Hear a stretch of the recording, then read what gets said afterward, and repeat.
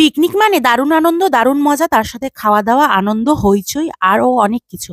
নমস্কার সবাইকে, আমি রেণুকা চলে এসেছি আজকে একটা নতুন ভিডিও নিয়ে, পিকনিকের ভিডিও নিয়ে 31st এর। 31st এ পিকনিক করছে তোমাদের দাদাভাই, আমরা সবাই এখন যাচ্ছি দেখতে কি হচ্ছে। বক্স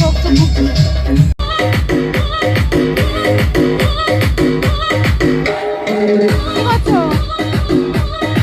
পিকনিকটা হচ্ছিল ছাদের মধ্যে, তো আমি এসে দেখে অবাক। আমার বরমশাই এখানে পেঁয়াজ কাটছে আর আমার দেওর হয় এই ভাই, নন্টে ভাই, ও এখন গাজর কাটছে মন দিয়ে।